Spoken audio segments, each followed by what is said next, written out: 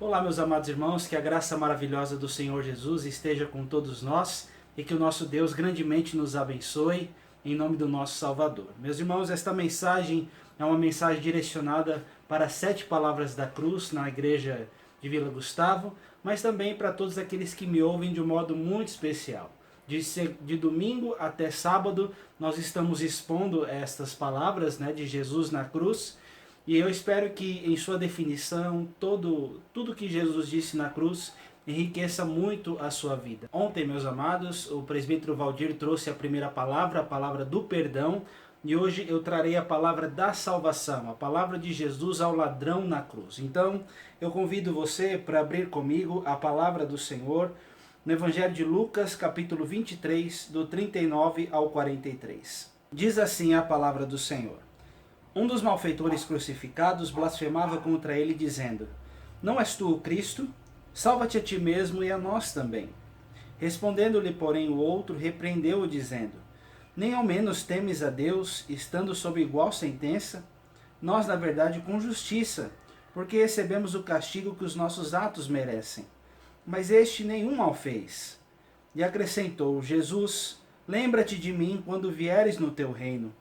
Jesus lhe respondeu: Em verdade te digo que hoje estarás comigo no paraíso. Amém, irmãos. Esta é a palavra do Senhor. Vamos orar pedindo que Ele fale ao nosso coração. Pai bendito, muito obrigado, Senhor, pela segunda palavra de Cristo na cruz, que tem tantas implicações práticas para os nossos dias. Queremos pedir que o Senhor nos dê graça do alto para entendê-las na nossa caminhada, e que realmente a Tua graça nos fortaleça, superabunde a nossa vida, ó Senhor, e que possamos estar firmes nessa graça que o Senhor dispensa ao pecador que precisa do Senhor. Fica conosco, ó Deus, dá-nos a Tua bênção, no nome santo de Jesus. Amém. Meus amados irmãos, assim como eu disse na introdução, assim como a primeira palavra de Jesus na cruz é a palavra do perdão, esta aqui é a palavra da salvação que Deus concede ao pecador. Nós só podemos ser salvos pela graça de Jesus. Não são os nossos méritos, não são as nossas obras que nos levam a Deus. E Deus é tão gracioso que, independentemente dos nossos pecados, das nossas condições, Deus é capaz de, no seu amor, na sua grandeza, transformar a nossa vida. E nós vemos aqui, meus amados irmãos, o ladrão na cruz, que não merecia essa graça, assim como nenhum de nós a merece. E apesar dele ter feito tanto, Deus vai conceder a sua misericórdia a este ladrão que foi crucificado ao seu lado. Meus irmãos, aqui nós temos implicações práticas muito grandes. E eu queria deixar algumas lições extraídas desse texto para o nosso enriquecimento. E a primeira lição que eu queria deixar, eu vou colocar alguns pontos aí para a gente memorizar, não é? Primeiro quanto ao tempo. O tempo da promessa, né?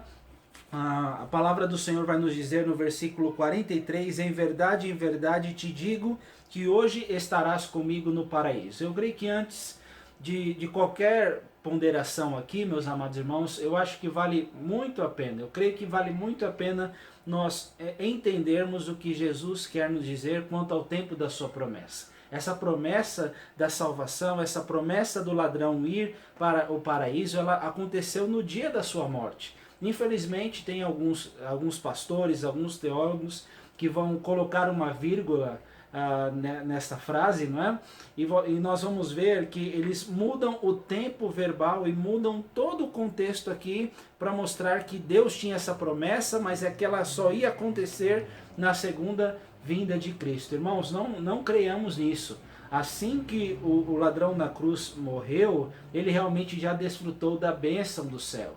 Ele já estava ali com o Senhor. É claro que Cristo voltou a este mundo para ascender aos céus. Ele ressuscitou, mas com certeza o ladrão na cruz já estava desfrutando de uma bênção especial no paraíso. Nós entendemos que ele estava consciente, o seu espírito estava na eternidade com o Senhor, né? E isso nós precisamos ter muito claramente gravado no nosso coração.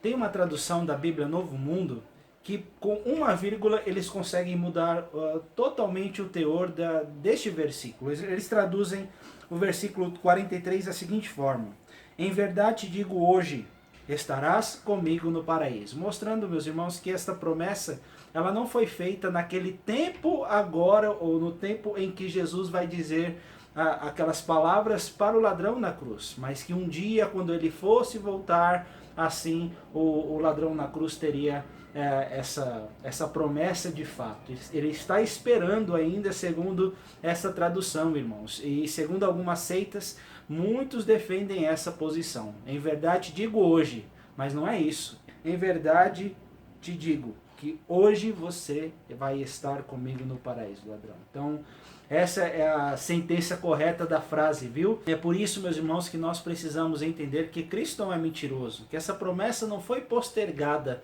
mas a partir do momento que o ladrão suplicou, Senhor, lembra-te de mim quando entrares no teu reino, Jesus realmente vai se lembrar dele, vai exercer a sua misericórdia, vai realmente abençoar este ladrão.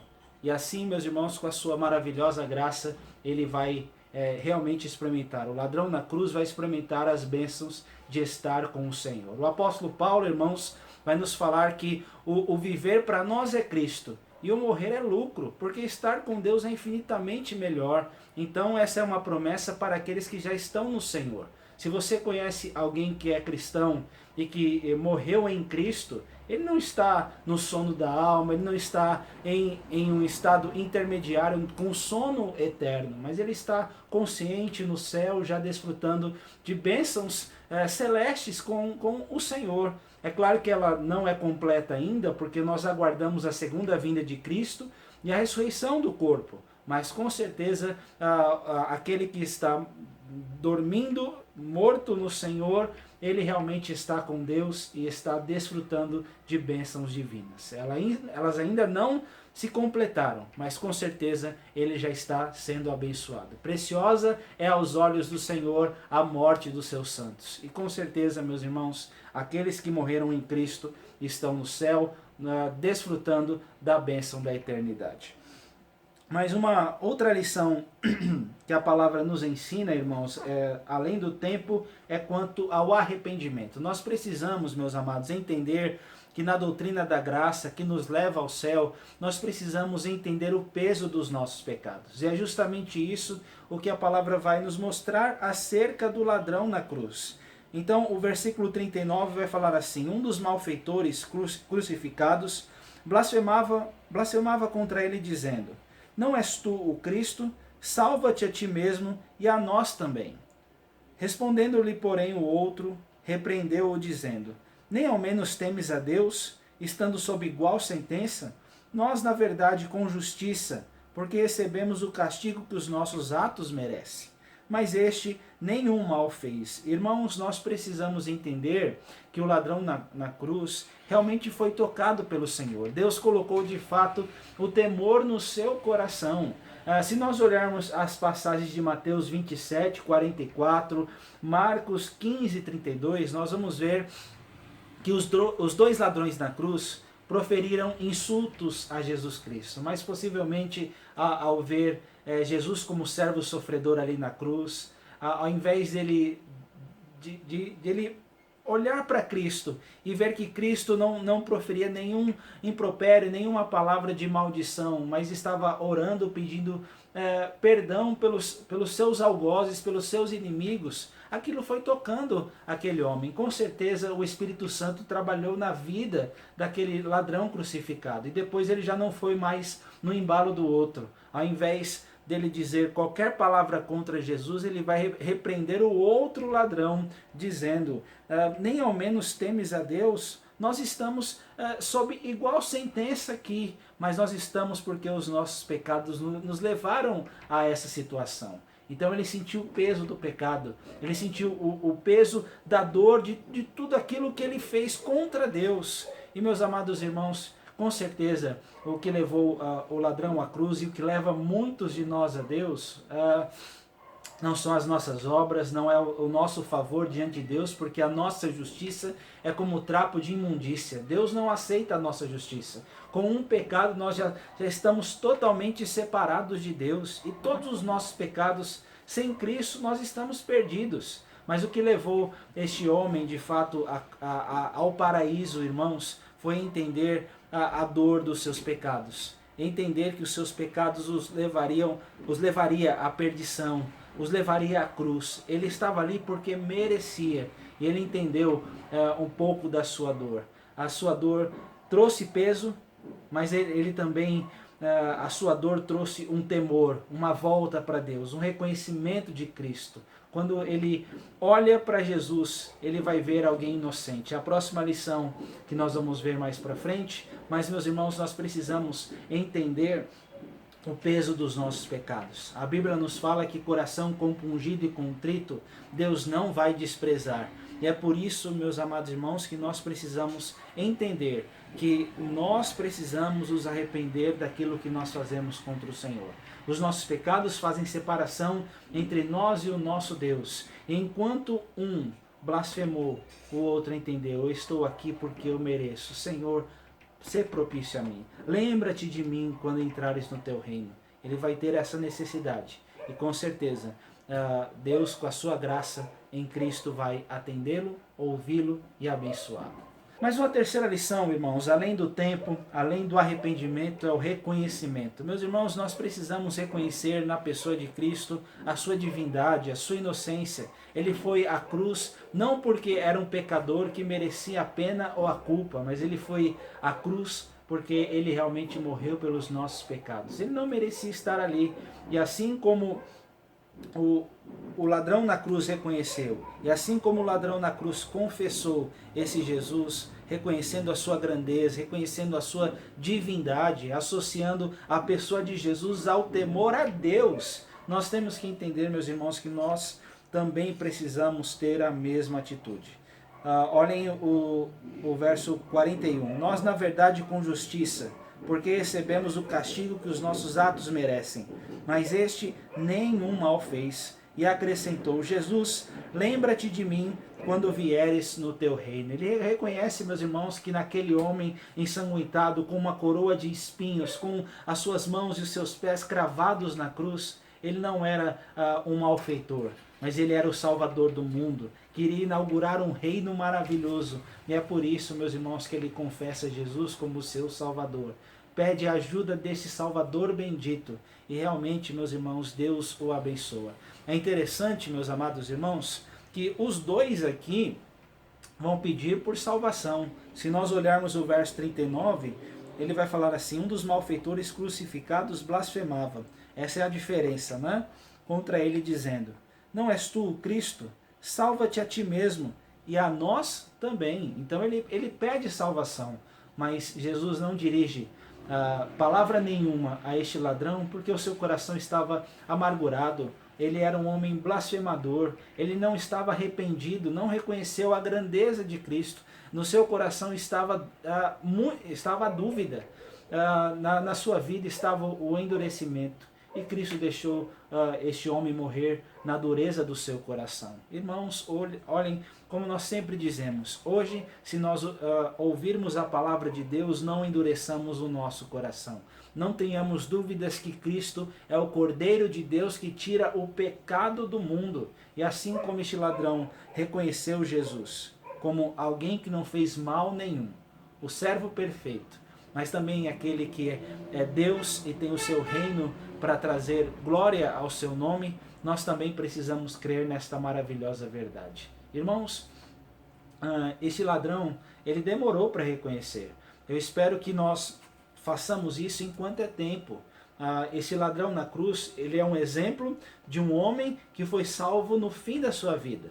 Certamente vão haver outros casos assim, mas não espere, não postergue. Realmente entenda que hoje é o tempo sobremodo oportuno. Hoje é o dia da salvação. Aproveite, abrace esse tempo. Não fique deixando para depois, né? Pois Jesus pode falar assim: louco, esta noite pedirão a tua alma. E o que você tem guardado? Para quem vai ser?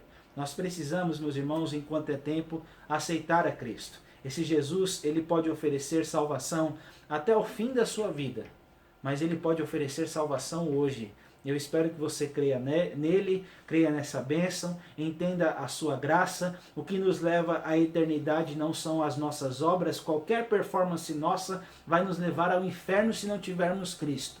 Mas se nós tivermos ao Senhor, com certeza nós encontramos salvação. Ele pode dar salvação para todos nós e nos dar vida eterna, como nos diz a palavra do Senhor. E por fim, irmãos, além do tempo, além do arrependimento, além do reconhecimento, tem o acolhimento. Cristo, meus irmãos, acolheu este homem dizendo, verso 42 e 43, e acrescentou, Jesus, lembra-te de mim quando vieres no teu reino. Jesus lhe respondeu, em verdade te digo que hoje estarás comigo no paraíso. Meus irmãos, olhem, Deus é capaz de acolher o pecador que necessita dele. Se nós formos com qualquer performance, Deus despreza, né? Os humilhados serão exaltados, né? Mas aqueles que se exaltam serão humilhados. E nós entendemos, meus irmãos, que não são as nossas obras que nos levam ao nosso Salvador, mas é realmente como nos diz o publicano em Lucas 18, "Sê propício a mim, pecador, eu não mereço nada, mas lembra-te de mim, ó Deus." Quando nós reconhecemos, irmãos, o peso dos nossos pecados, reconhecemos Jesus como nosso Salvador, quando o nosso coração está de fato sentindo o peso da dor de todos os nossos pecados, realmente Deus é capaz de olhar para nós, meus irmãos, e nos dar a vida eterna, e de nos dar a salvação. Pela graça somos salvos, mediante a fé. Isso não vem de nós, mas é dom de Deus. Não de obras para que ninguém se glorie, mas, meus irmãos, Deus realmente pode transformar a nossa vida para que por meio dessa graça nós tenhamos vida eterna e bênçãos com o Senhor. Meus irmãos, o que nós estamos esperando? Nós precisamos nos firmar sempre nessa graça. Não deixe para depois. Nós temos um Deus que é capaz de nos abençoar. Jesus está ali não só orando pelos seus inimigos, mas ele está oferecendo a salvação não só para o ladrão na cruz, mas ele está oferecendo salvação para todo aquele que nele crê. Não há nenhum outro nome dado entre os homens, acima do céu ou na terra, pelo qual importa que sejamos salvos. Deus é capaz de salvar aquela pessoa que vai crer lá no segundo tempo, mas ele é capaz de te acolher hoje. Eu espero que você possa estar com o coração aberto, com a sua vida receptiva a esta tamanha salvação, para que nós também possamos aproveitar, irmãos, e desfrutar dessas bênçãos de Deus. Não deixe nada separar você do amor de Deus que está em Cristo Jesus. Se volte ao Senhor. Não endureça o seu coração. Não endureça a sua cerviz, como nos diz a palavra do Senhor. Mas que nós possamos nos prostrar aos pés de Cristo e buscar nele socorro, reconhecimento, arrependimento e fé, dizendo, Senhor, só Tu és Deus. Que Deus nos abençoe, que Deus nos fortaleça em nome de Jesus. Amém. Vamos orar? Pai bendito, muito obrigado, Senhor, por esta palavra tão bela, ó Pai. Te agradecemos, ó Deus, quanto ao tempo da promessa. O Senhor realmente tem a bênção da salvação a todo aquele que nele crê agora. E hoje, ó Pai, se ele está em Cristo, se ele morre no Senhor, com certeza ele já está desfrutando de bênçãos na Tua presença. Este é o tempo da Tua promessa. E nós entendemos isso com a Tua graça revelada na Tua palavra, ó Deus. Também Te louvamos, ó Deus querido, pelo arrependimento que o Senhor coloca em nosso coração. A palavra do Senhor nos ensina que bem-aventurado é o homem cuja iniquidade é perdoada. E é por isso, ó Deus, que nós queremos confessar os nossos pecados ao Senhor. Nós entendemos que por causa dos nossos pecados nós não merecíamos nada de Ti, somente a condenação. Mas muito obrigado porque em Cristo nenhuma condenação há para aqueles que estão no Senhor. E ó Deus Santo, nos ajuda também a reconhecer a Tua grandeza. É olhar para o Senhor, ver que naquela cruz não está um pecador miserável que merece a cruz, mas está um Deus Santo que vem a este mundo para morrer por nós. Se esvaziou de sua glória, disse não ao seu estado de glória, se esvaziou de si mesmo para realmente morrer por nós na cruz e nos dar a vida eterna, Senhor. Muito obrigado por isso. Só Tu és Deus, louvado seja o Teu nome. Reconhecemos isto em Ti e que o Senhor possa, ó Pai amado, acolher a nossa vida não pelos nossos méritos, mas porque o Senhor realmente vê o quanto nós precisamos de Ti. Os sãos não precisam de médicos, e sim os doentes. E nós com certeza, ó Deus, pecadores que somos, todos nós precisamos do Senhor. nos ajude, abra os nossos olhos, fortalece a nossa vida. Essa é a nossa oração, agradecidos por tudo em nome de Jesus. Amém. Deus abençoe, irmãos, em nome de Jesus. Amém.